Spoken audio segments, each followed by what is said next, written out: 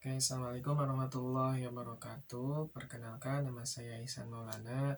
Saya saya mahasiswa dari Institut Agama Islam Darussalam Ciamis, Fakultas Tarbiyah, Prodi Pendidikan Agama Islam semester 4 kelas A.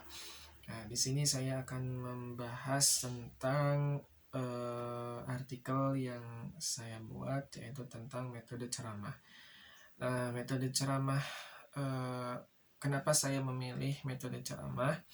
Karena metode ceramah merupakan metode yang banyak sekali, kebanyakan pengajar itu menggunakan metode ceramah dalam menyampaikan materi kepada peserta didik.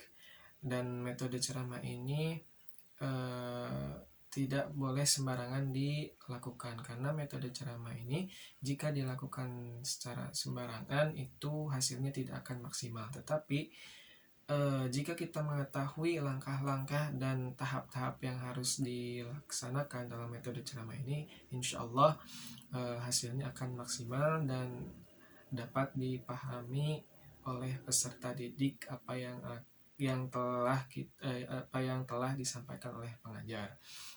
Kemudian metode penelitian yang saya lakukan ini yaitu metode penelitian kepustakaan.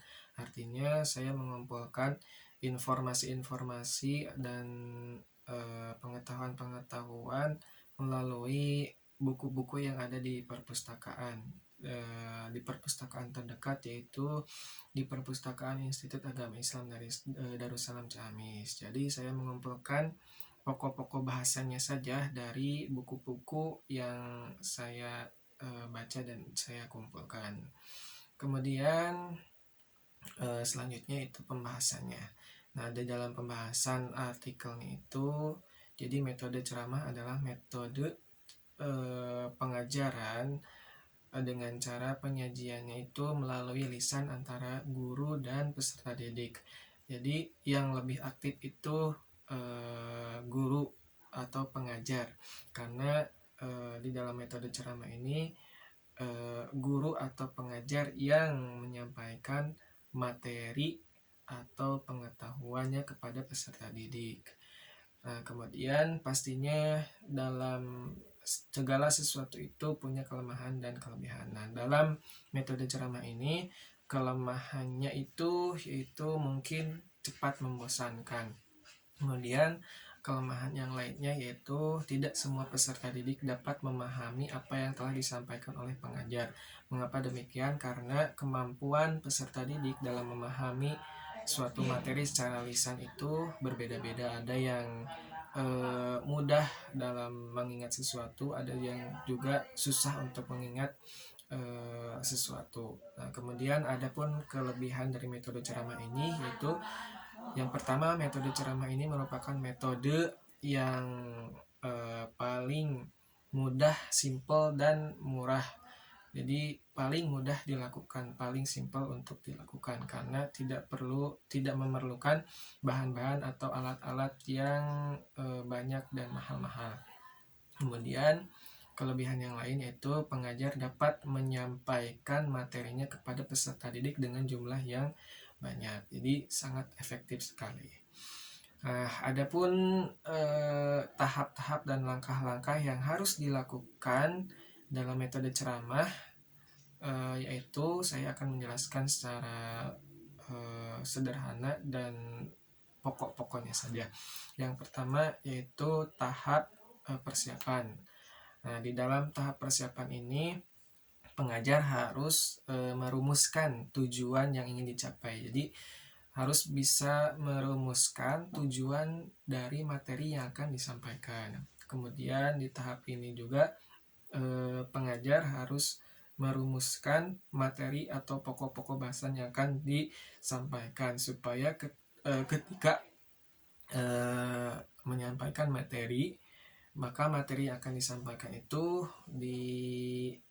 disajikan atau disampaikan secara sistematis, supaya memudahkan siswa atau peserta didik dalam memahami suatu materi. Kemudian yang terakhir itu dari tahap persiapan, itu harus mempersiapkan alat-alat atau bahan-bahan yang akan disampaikan. Maksudnya jika memerlukan alat-alat atau alat-alat peragaan itu harus disiapkan secara matang dan baik. Yang kedua, tahap yang kedua itu tahap pelaksanaan. Nah, di dalam tahap pelaksanaan ini ada 3 langkah. Yang pertama, langkah itu langkah pembukaan. Nah, di dalam langkah pembukaan ini pengajar harus meyakinkan kepada peserta didik untuk memahami tujuan yang akan dicapai. Jadi harus bisa peserta didik itu harus bisa memahami tujuan materi yang akan disampaikan. Jadi pengajar juga harus meyakinkan kepada peserta didik untuk bisa memahami materi yang akan disampaikan. Kemudian di dalam tahap pembukaan ini jadi pengajar harus bisa melakukan langkah apersepsi. Maksudnya pengajar harus bisa menghubungkan materi yang lalu dengan materi yang akan disampaikan. Nah, itu di dalam langkah pembukaan. Kemudian di dalam yang kedua itu langkah yang kedua di dalam tahap pelaksanaan, yaitu langkah penyajian. Nah, di dalam langkah penyajian ada beberapa yang harus diperhatikan. Yang pertama, guru harus bisa menyampaikan dengan bahasa yang komunikatif dan mudah dicerna oleh peserta didik. Kemudian yang kedua, guru atau pengajar harus bisa menjaga kontak mata dengan peserta didik supaya peserta didik tetap fokus mendengarkan apa yang disampaikan oleh pengajar. Yang ketiga yaitu pengajar harus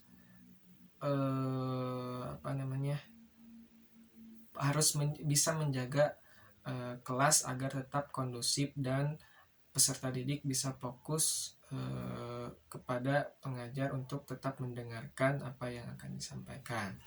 Kemudian langkah yang terakhir yaitu langkah penutupan. Nah, di langkah penutupan ini pengajar harus bisa menyimpulkan materi yang telah disampaikan secara sederhana dan secara mudah dicerna oleh peserta didik, sehingga apa yang telah disampaikan selama berjam-jam pengajar menyimpulkan materi. Jadi kesimpulannya materi yang disampaikan itu seperti apa.